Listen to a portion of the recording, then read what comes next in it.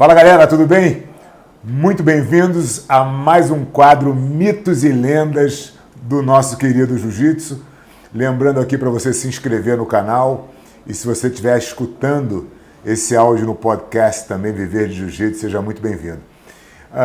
O assunto que eu vou falar com vocês hoje, na verdade, é um assunto que eu já venho debatendo, há algum tempo aqui. Se vocês me acompanham, vocês possivelmente já me ouviram falar nisso, que é: o faixa branca de jiu-jitsu deve rolar? Quando, esse faixa branca deve começar a rolar? E aí, para a gente entender onde é que a gente se encontra, a gente precisa voltar no tempo e entender o seguinte: como é que era introduzido o jiu-jitsu aos alunos na Academia Gracie de 1932, no Rio de Janeiro, que é onde tudo começou e o desenvolvimento disso. As aulas eram aulas particulares, por isso que tinha o programa de 36 aulas, que era basicamente de defesa pessoal, onde os alunos aprendiam os primeiros movimentos ali totalmente controlados pelo professor. O professor fazia ali todo o teatro. Inclusive, essa é uma das artes importantes de um professor, fazer o teatro ali, simular as técnicas o mais próximo da realidade possível, para que o aluno tenha confiança no movimento e assim vá se desenvolvendo. E as aulas eram assim: tinham 36 aulas no currículo, os alunos faziam aquilo, e quando aquilo ia terminando, ou aquilo ia meio que se misturando dentro dessas aulas, ia se dando continuidade à parte de chão, à parte esportiva, que é quando as reações não são mais umas reações leigas.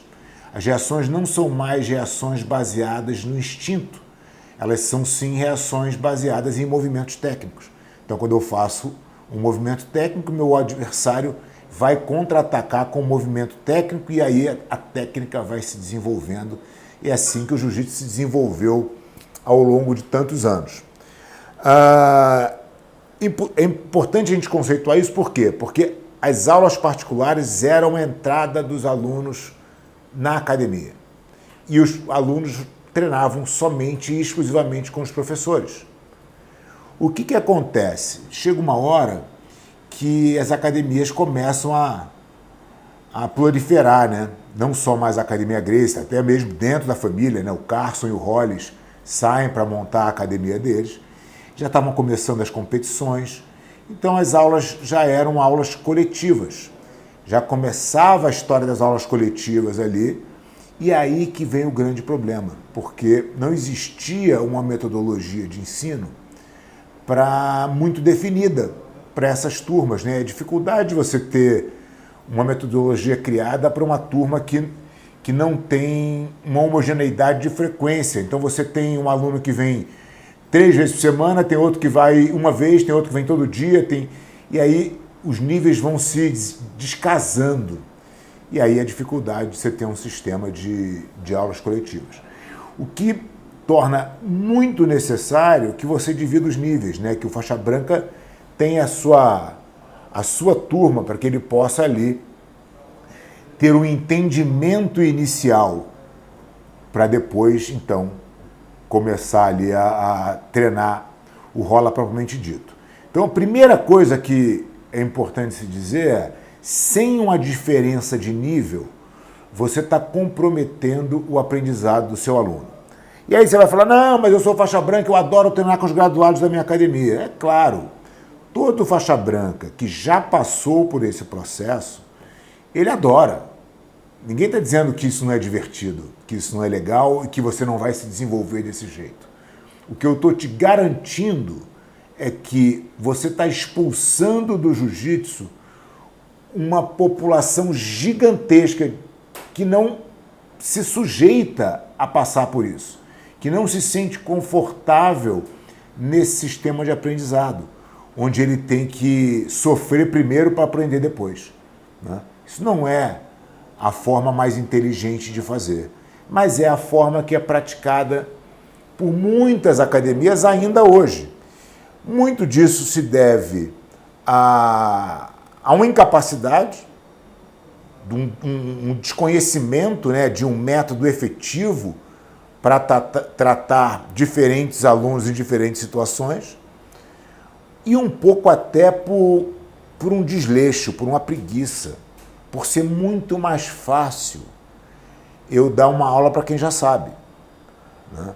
Então eu vou lá, boto um aquecimento, dou minhas técnicas, boto os caras para rolar, os caras saem felizes da vida, a gente bate aquele papo no tatame ali, e eu continuo dando aula para aquela célula pequenininha, com pouquíssimas pessoas que se sujeitam a esse tipo de imposição, né, de método de ensino, que nem pode ser chamado de um método, né? Mais esse professor ele é mais um puxador de treino do que um professor de jiu-jitsu, efetivamente.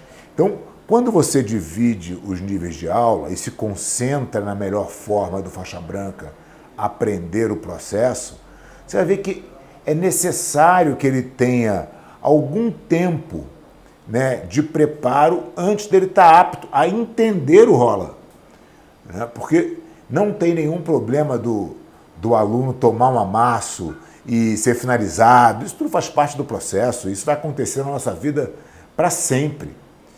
Agora, é muito desmotivante quando você não entende o processo que está sendo submetido e ainda tem uma experiência ruim. Então o cara está no maior sufoco, mas ele não tem a menor ideia, não sabe para onde ir, não sabe o que fazer. Ele só tem o instinto para salvar ele.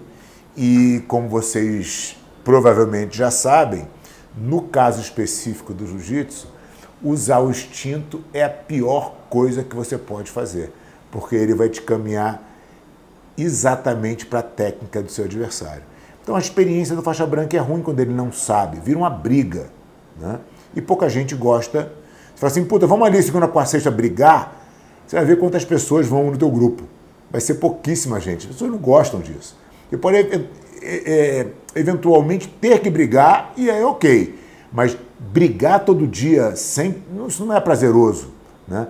Agora, quando você vai para um jogo, quando você já entende o que você precisa fazer, o treino vira um jogo, né? Com os limites de regra determinados, o que pode, o que não pode, né? Você vai tentar se superar. Aí não tem nada mais divertido no mundo, pelo menos eu não conheço, né, do que treinar jiu-jitsu. Mas a gente precisa preparar o faixa branca antes para que ele possa fazer isso. E aí, as academias você pode ter uma variação aí de quanto é esse preparo, né? Dentro da metodologia da Aliança, a gente determina que o nosso aluno fica 60 aulas dentro do módulo iniciante, para entender toda essa dinâmica e se preparar para começar a rolar no nível intermediário. Agora, isso pode ter alguma variação para cima e para baixo? Claro que pode, não tem nenhum problema. O que eu acho que é muito nocivo é quando você não tem nenhum tipo de preparo e joga o teu aluno no tanque dos tubarões ali, né? E aí junto a isso, você vem com várias realidades que não são muito legais de ver nas academias de jiu-jitsu, que é o graduado olhar para o menos graduado como se fosse a diversão do dia, quer dizer, não preocupado em ensinar o cara, mas se preocupar em se autoafirmar, né? Simplesmente dando uma dura no cara que não sabe nada. E aí por aí vai, as coisas vão piorando, né? Eu acho que você ter um método de ensino colocado e cuidar do seu faixa branca é você ajudar o crescimento do jiu-jitsu como um todo, porque a sua academia vai poder efetivamente receber muito mais gente. Então isso contribui com o crescimento do jiu-jitsu e você traz para o teu aluno uma experiência muito positiva, né? Você cria um processo de aprendizado, nada se aprende sem processo, né? Então acho que o faixa branca deve rolar sim a partir de um certo momento de conhecimento. Então, de novo, na Aliança são 60 aulas, o que representa 2 graus na faixa branca. Antes disso, ele só faz técnicas e drills, e sequência de movimento e defesa pessoal. Ele aprende o jiu-jitsu, ele sua, ele se diverte, mas ele não se testa enquanto ele não entende o jogo. Isso fez com que as nossas escolas crescessem muito em número de alunos e principalmente em qualidade de ensino. Você, como professor, vai ser um professor muito melhor, com muito mais conhecimento, quando você conseguir separar os seus alunos em diferentes níveis e dar para cada um deles o que eles precisam aprender.